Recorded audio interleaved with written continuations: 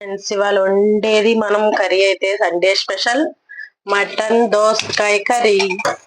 నేను వండే విధానం ఏంటో చూపిస్తాను మీకు. మీకు ఇది సులువుగా ఉంది, బాగుంది అంటే మీరు కూడా ఒకసారి ట్రై చేయండి ఫ్రెండ్స్. నేనైతే ఇలా వండుతాను.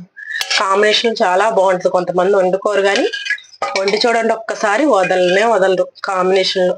మటన్ గోంగూర బాగుంటది, మటన్ దోసకాయ బాగుంటది, మటన్ మామిడికాయ కూడా బాగుంటది. ఆయిల్ అయితే వేసాను, హీట్ ఎక్కుతుంది.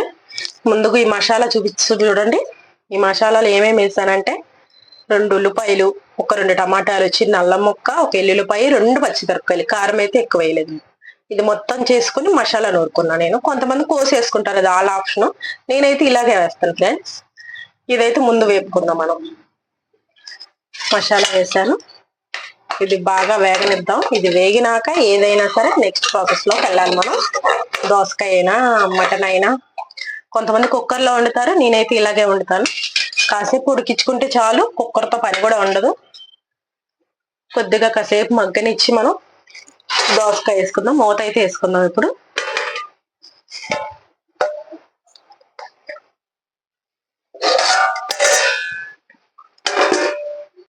ఒకసారి మూత తీసి చూద్దాము. మసాలా అయితే సూపర్ వేగింది. ఒకసారి కలుపుకున్నాము. ఇక్కడ ఆయిల్ కూడా పైకి వస్తుంది. ఇప్పుడు దోసకాయ వేసుకున్నాము.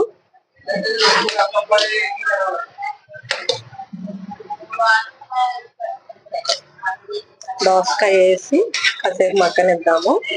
నేనైతే 2 దోసకాయలు తీసుకున్నా. అరకిలో మటన్ తెచ్చారు మా వారు. దోసకాయ మొత్తం వేసుకొని ఒకసారి మగ్గనిద్దాం. దోసకాయ వేసినాక మూత తీసి చూస్తున్నాను. కొడలు బల్లి ఇదైపోయింది. మటన్ అయితే వేస్తున్నా నేను. వేసేసాను. శుభ్రం కడిగి పెట్టుకున్నాను ముందే. దీంట్లోనే ముందే ఉప్పు కారం అన్నీ వేసేసుకున్నాము.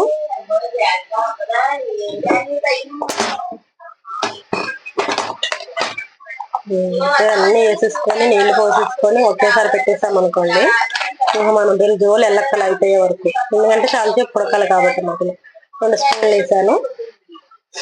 కారం కూడా ఎక్కువ వేయట్లేదు, 2 స్పూన్లు వేసాను. పసుపు వేస్తాను నేను.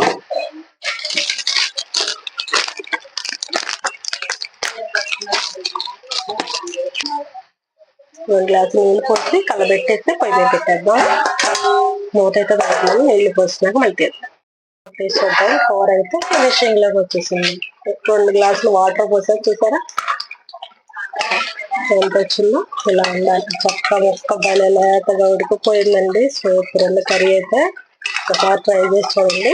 దోసకాయ మటన్ ఒక్కసారి మీరు ట్రై చేసి చూడండి. ఈ విధానం మీకు చాలా బాగా నచ్చింది.